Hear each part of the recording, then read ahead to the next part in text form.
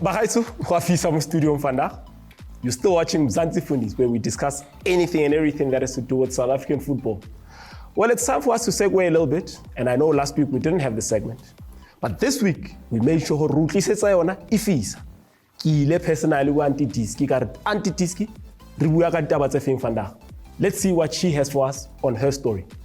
Thank you so much, Lekoko, and welcome to Her Story segment with myself, Aunty Diski.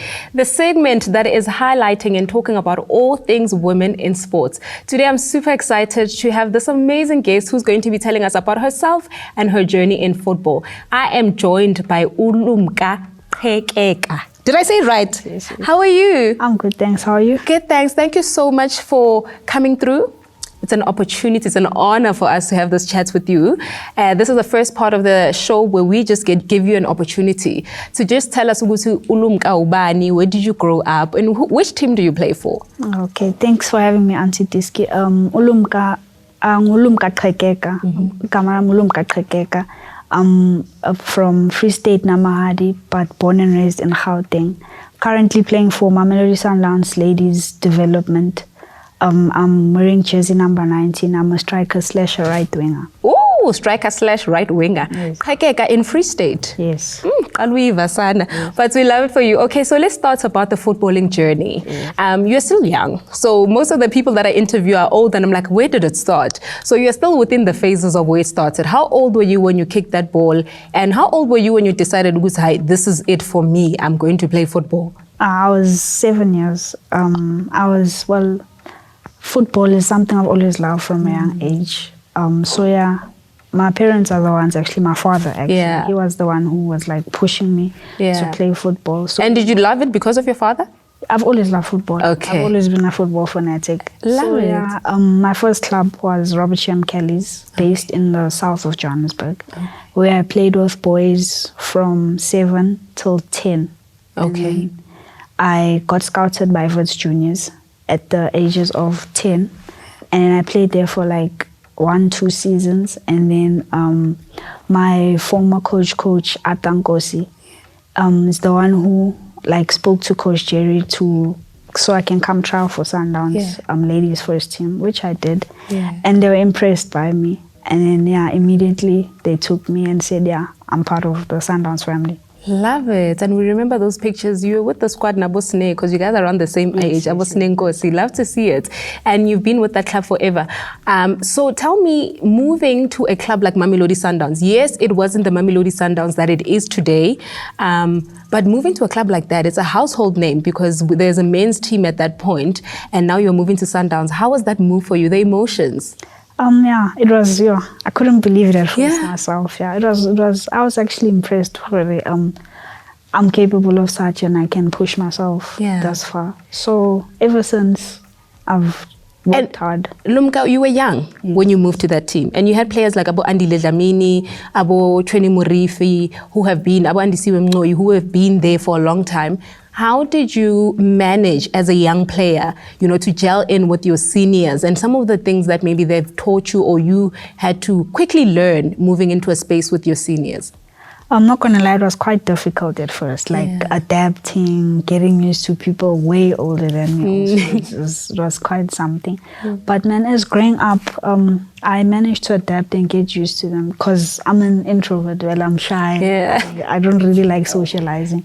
So but it all went well, and I managed to gel with them and get used to them, man. And let's fast forward. You're in Mamelodi Sundowns. Now there's tournaments that you've participated in, your Engine Cups, your Pirates Cup, and all those kind of things. And we see you shine in those tournaments, and we've seen you hold awards at those tournaments. Tell us about, the importance of, getting recognition at those tournaments, because you play in development. There isn't a lot of footage or broadcasting in those developments, so people don't get to see you up until those tournaments come through. Tell us about the importance of playing those tournaments and being somebody who's picked out of the crowd to say, you were this of the tournament, you won this tournament as a club, and so that kind of thing. Yes, as youngsters, it's very important for us to like showcase what we have, because we never know who's watching.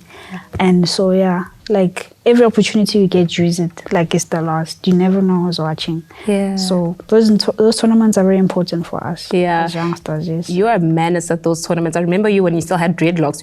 People would be like, "Uban lowe dreads," because you used to cause so much havoc. And now let's move on to where Lumka is going, right? Still very young, still lots of opportunities. The world is your oyster. You just finished matric. What are some of the things that are in the pipeline, or where do you want to see yourself in the next 2 to 5 years, for Lumka? Initially, I want to see myself overseas because, like, personally, I feel women's football still has a long way to go in our country. Yeah. So as much exposure I can get at a young age would be perfect for me. Like studying abroad also is one of my achievements to do currently, and it's what I'm pushing for currently. Yes. I want to put you on the spot. You said there's still a lot of work to be done here in the country.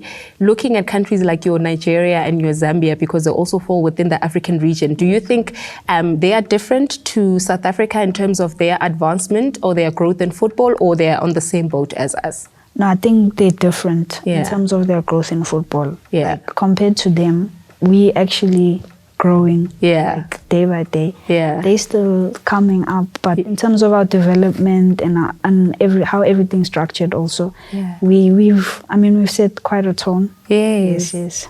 I like that, and we're rooting for you, and I know that we're going to see you in the international spaces very, very soon. You once got a call-up for the under-20 national team. That's a dream come true. Like every player, when you're coming up, you're just waiting for that day, they contact your club or whoever to say, we want this person. Do you still remember the feelings? Yes. Take us through that. Yeah, it was quite exciting. Can't lie. I've actually been waiting for it.